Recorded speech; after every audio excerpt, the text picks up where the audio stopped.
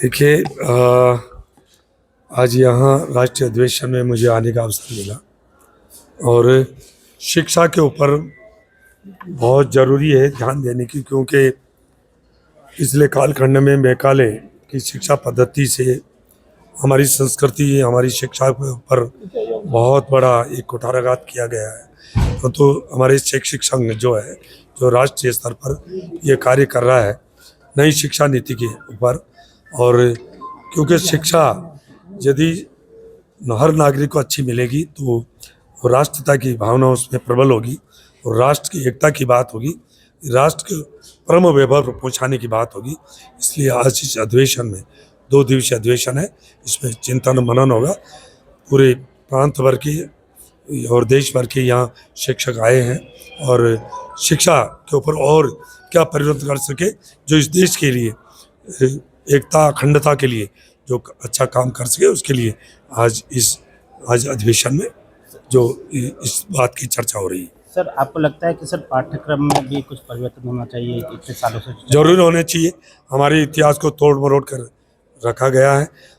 वास्तव में जो हमारा मूल इतिहास, जो हमारे महान व्यक्तित्व के धनी थे, उनको छिपाया गया और कई तरह के इस हमारे इतिहास को तोड़ मरोड़ कर पेश किया गया।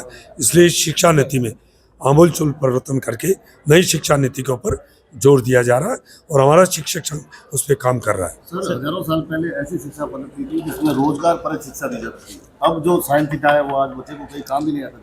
सच्चाई है, नालंदा तक्षशिला विश्वविद्यालय इसके साक्षात प्रमाण है। पूरे दुनिया में शिक्षा के क्षेत्र में हमारा देश अव्वल नंबर था, परंतु दुर्भाग्य रहा कि पिछले कालखंड में हमारे देश में कई शक्तियाँ आई, हमारे देश को तहस नहस करके चली गई, हमारी शिक्षा नीति को बर्बाद कर दिया, हमारी संस्कृति पे कुठाराघात किया। इसलिए बहुत कुछ जो करने की ज़रूरत है। शिक्षा ऐसी होनी चाहिए जो स्वराज्यमुख हो, जो रोजगार दे, इस तरह की शिक्षा, और उस पर हमारे शिक्षक जो संघ है वो काम कर रहा है। सर, आपको लगता है महापुरुषों को वो जगह नहीं दी गई पाठ्यक्रम में ताकि बच्चे नहीं जान पाए अभी तक? सच्चाई है, जो हमारे महापुरुष, जो हमारे आदर्श, जिन्होंने इस संस्कृति को बचाए रखा, इस देश के अखंडता के लिए जिन्होंने हंसते हंसते प्राण न्यौछावर कर दिए, उन इतिहासकारों को, उन महान जो शख्सियत थी, उनको इन्हें कहीं इतिहास में जगह नहीं दी। और पता नहीं महान कौन है, क्या है, इस तरह के जो किया गया। अब शिक्षा नीति जो नई आई है उसमें इसमें सुधार, आमूलचूल परिवर्तन किए जाएंगे। सर, 29 जनवरी को किसान आंदोलन की घोषणा हुई है, क्या कहेंगे सर इसके ऊपर?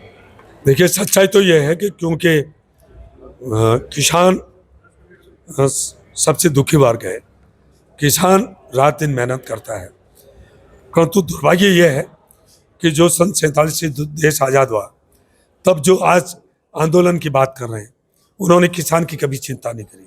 नारे जरूर दिए, परंतु किसान को बर्बाद करने का काम किया, वरना वो भी तो कर सकते थे। आज प्रधानमंत्री मोदी जी के नेतृत्व में 10.5 साल में इस देश के अन्नदाता किसानों के लिए, चाहे किसान सम्मान निधि देने की बात हो, चाहे MSP बढ़ाने की बात हो, अनेक उन्होंने काम किए। यदि वो करते तो आज किसान की हालत, अब वो घड़ियाली आंसू बात है, वो उन्होंने कभी किसान हित की बात ही नहीं करी। उन्होंने नारे जरूर दिए, गरीबी हटाओ के नारे दिए, गरीबी नहीं हटाई, गरीब को हटाने का काम किया। परंतु मोदी जी के नेतृत्व में इस देश के अन्नदाता किसानों के लिए जितना भी बेहतर कर सकते कार्य का कार्य किया जा रहा है। ताकि आपको लगता है सर केंद्र सरकार ने जो MSP लागू की है वो फायदेमंद है? नहीं तो किसान बहुत फायदेमंद। मैं बता रहा हूँ, जैसे बाजरा पूरे हिंदुस्तान में सबसे ज़्यादा राजस्थान में होता है। 2014 के पहले 1250 रुपये MSP थी, आज 2625 रुपये। ऐसे ही आप अनाज की ले लो, दालन की ले लो, तिलहन की ले लो, हर एक में MSP 2 गुना, 2.5 गुना, 3 गुना बढ़ाई है। यदि वो बढ़ाते तो आज किसान की ये हालत रहती क्या? तो इसलिए मोदी जी चाह रहे हैं इस देश का किसान समृद्ध हो, खुशहाल हो, और उसके लिए कई तरह के प्रयत्न कर रहे हैं और किए जा रहे हैं। परंतु ये इस तरह के जो आंदोलन की बात कर रहे हैं, इन्होंने कभी किसान हित की बात ही नहीं करी। सरकार से कोई वार्ता के लिए बात की है उन्होंने कि इसके लिए वार्ता करें पहले आंदोलन? जब भी कोई वार्ता करने के लिए करना चाहे, हम तैयार हैं वार्ता करने के लिए, और वो आए, नहीं तो हमें बुलाए, हम उनके बीच में जाने के लिए तैयार हैं। वो कुछ नहीं है, सिर्फ राजनीति करते हैं, किसान के हित की बात कभी करते ही नहीं है।